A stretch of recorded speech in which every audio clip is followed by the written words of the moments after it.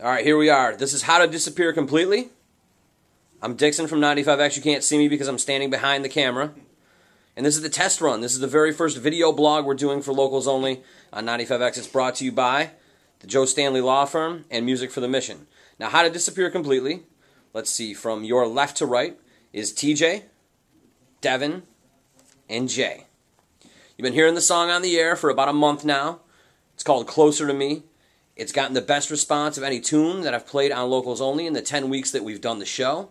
I play it constantly for myself, and frankly, it's one of the best things I've heard, and I noticed that I didn't use the word local in there.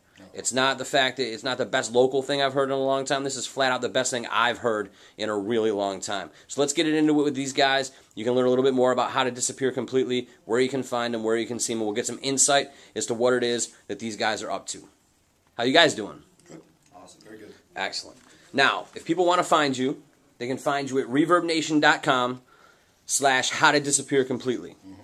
Now, how much music do you have up on Reverb Nation for these people to check out? Because I know that I have Closer, which is fantastic, and I got a new version of it today, which is awesome. We're going to debut it tonight on the show. Got it ripped in, ready to go. Brand new, clean, beautiful version of the song.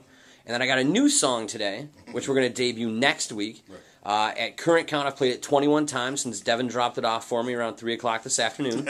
Played it for Joe D, who absolutely loved it. Played it for Big Smoothie. He absolutely loved it. So let's delve into it, guys. I got to know. Like, now, I know all you guys because we've all been part of the music scene for a really, really long time, but everybody out here does not. So let's start with this. Where have you guys been musically? What bands do you guys come from? So these guys might get an idea of who exactly you guys are and where you're coming from. Jay, we've been in Architect for the past 7 years or so. Before that, we were in this band called Word is a Virus, which was a kind of big locally. Yeah. Absolutely. Rest in peace, Sean. Yep.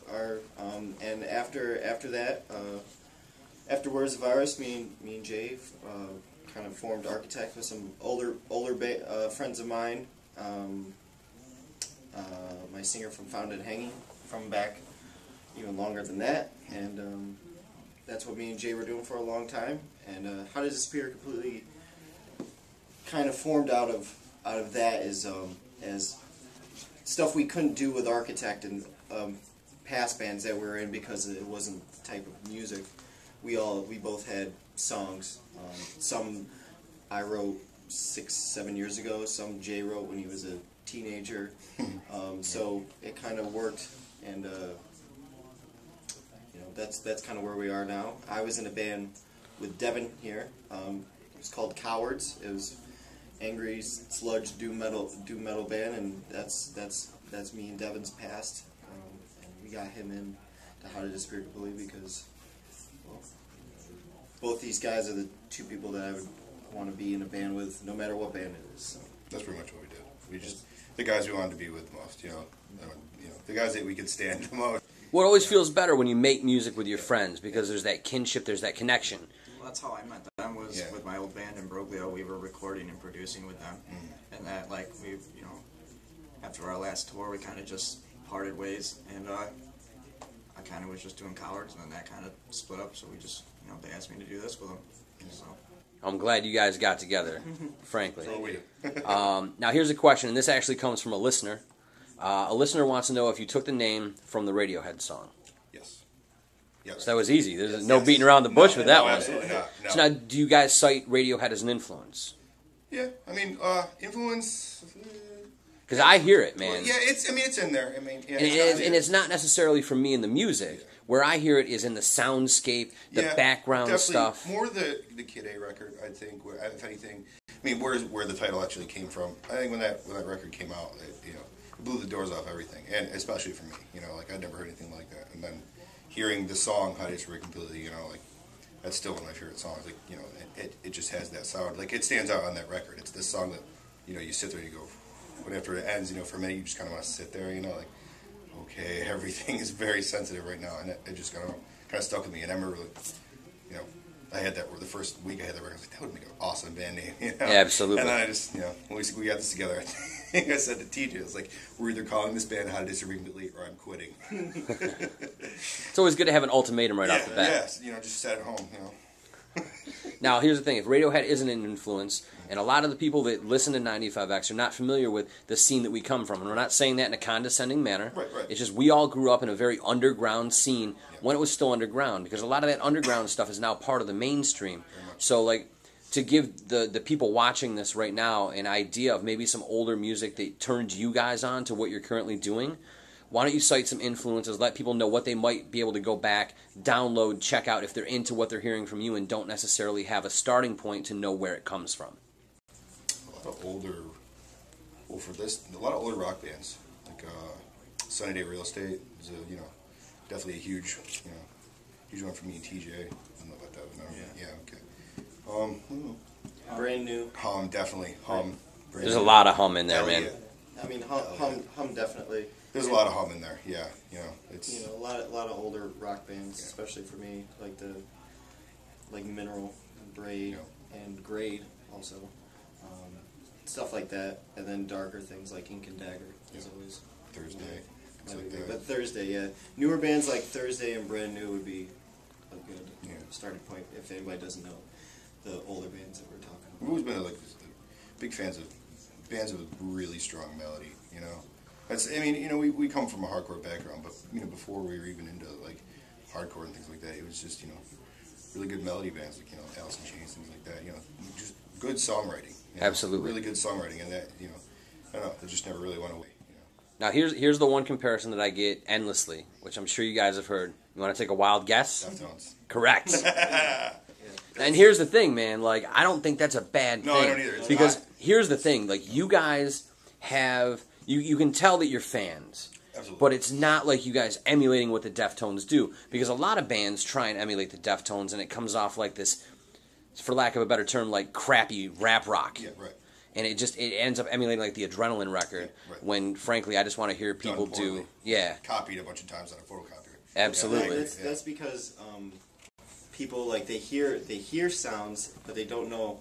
It's like they hear the notes being played and they hear the sounds happening, but they don't know why those sounds are happening. Or even how to replicate them, or make them their own. And the Deftones are more or less ingrained in our DNA. So even if we wanted to not sound like the Deftones, it would probably most likely come out sounding. And there's parts of Architect Records that people were like, I know it's heavy, but it still sounds like the Deftones to me. And I'm like, absolutely. Damn it, I don't know. I kind of that's how I learned how to play guitar is listening to Deftones and things like that. So I don't know, anything I write sort of has that sort of vibe to it. A lot of it for me too is the tones. Yeah, right. Yeah. That dark. Yeah. Yeah. I mean, the whole thing is relatively dark. Yeah. Oh yeah. I mean, for a lot of people that probably don't know, Jay's actually the singer in this band. I know there are some of you that have seen Architect and Found Unhanging and seen this guy throw his guitar and his body around endlessly, but this is the sweet melodic voice that you hear on that song. So tell me now, man, for real, how different is this for you? I know you guys haven't played a show live yet. I know you did an acoustic thing the other night. That I heard was fantastic, and I couldn't make it out because I was here on the air. But by the same token, what intrigues me a lot about this is to see how you're going to be as a frontman. Yeah, it's different. It's not. I don't know. I have to kind of. It's kind of like stepping on stage without your clothes on. That's kind of how I put it. Singing in hardcore bands or playing guitar in hardcore bands or heavier bands like that, it's definitely if I start to feel nervous or anxious, I just get to flail around a lot and be pissed off, But it's I'm kind of putting myself right out front and being emotional and and being sensitive and being okay with that. And so there's definitely gonna be a learning curve. I'm sure live it'll be completely different, but I don't know. There's just time, I think. This time in my life, I always kind of put off the singing and playing guitar at the same time kind of thing, so doesn't it figure that this is the one that actually, rings with people? And that's a little karma right there. Well, at the risk of, I'm going to say no homo ahead of this, but at the risk of this, there's a vulnerability to what you're doing vocally and lyrically that for me, I know you, you know what I mean? I know that this is, but I think for a lot of people, this is going to be just the interview, knowing that now this is Jay Bailey singing in this band, it's going to be a different thing. Yeah, a lot of people that have heard it, things like that. I'll get phone calls like, "Is that really you?" Yes, it's really me. I can we not talk about it? You know, that kind of. I don't know. I've always been really shy, you know, and kind of in the background, you know, and it's too late, you know. I mean, I'm getting older, you know. I'm getting used to this. I'm getting used to being a musician and actually having people want to talk about my music and things like that. And it's, you know, just got to do it. You know, it's time. It was this, you know, this project came up, and it was, you know, I've always been a, you know, singer. I come from a long line of singers. You know, my family's very musical, things like that. So I've always been able to sing. You know, it's just whether people knew that or not. You know, that's another thing. It's never really been a. They know now. They know now. And they will know in the It goes future. in hand with, like, our ethic lately, though. It's been like, if anything makes us uncomfortable, or a little nervous, or a little afraid, scared, we know that's what we have to do. Like that's what stops people. Now, actually, being scared. while we're on this subject, I want you to retell the story you told me in the parking lot of the Lost the other night. Oh boy. The MacBook and everything else. Let's get this. Oh yeah. This is ridiculous. And for those of you out there that believe in fate like I do, this is proof positive. Well, This whole band's proof positive of that. yeah, I mean, I had been working with Jay and TJ, like I said, with my old band in Brookville and stuff, and we've been wanting to, you know, work. We've been hanging out all the time, and they're doing the studio. I've been learning engineering from him, so we're getting together all the time, and we're always picking gear apart and fixing it and stuff, and some way we're always intertwined. And you know, my band decided to up and move back home to Ohio, and I'm kind of left here high and dry. I wanted to play music, and I had just like had fallen out with people, girlfriends, whatever. I was crashing at a friend's house, kind of really down and out in between jobs, like almost living out of my van, whatnot, and didn't have a band. And I'm with Jay, and my friend sits down next to me that I'm staying with, and he had just got this like MIDI keyboard or whatever.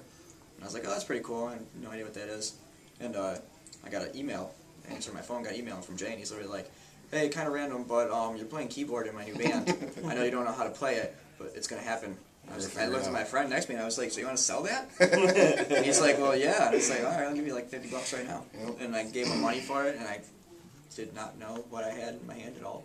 I didn't think I had a USB cord and a printer cable. I don't know. But so I started messing around in my room with it and whatnot, and then we started figuring out that I can like plug guitar or violin in it, whatever. And so, you know, we get that, and I'm like, man, I need some new speakers. I can't play it on my bass gear. I've been a bass player. And it's like, oh, we have speakers for under $150, whatever. I'll get them.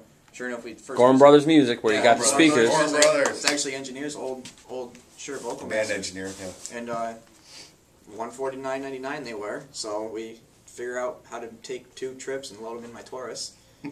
And after we load the last one, we start going to Jay's house. And I was like, man, all I need is a MacBook now because my computer sucks. And we get to his apartment, and our friend gets a hold of us and tells me he had just acquired one. He wants to sell it. Literally, we just got home. And then he was helping me move out of the house from that point, and ended up being his old childhood house. He was going to help me move some stuff from that house that I was at a real dark place in. Yeah, place and I was also in a dark place when I fucking lived there. Yeah, and that place, like... No, it's alright. It's not on the radio, man. Okay, good. I'll say, fuck. There we go. Good, all right. Yeah, like I was losing my mind in that place, and the only thing keeping me sane was sitting. Like I would get out of work, lock myself in the room with my dog, and start teaching myself that keyboard. And I was like, man, this place is really dragging me down. And he helped me move the last of my stuff out of there, and he was like, dude, it's my old house, man. Like, Dark creepy. times. Like, There's been other, fate all around. Yeah, there's been other stuff, things we won't even get into with this band where, you know, It's weird. it's just something comes up and we all look at each other and like, are you serious? You know, like things that just line into place for us and you're just like, am I going crazy or is that, you know, like that? Creepy. That doesn't happen all the time. There's a lot. Sometimes shit aligns and it works really out, does. man. It really does. Yeah.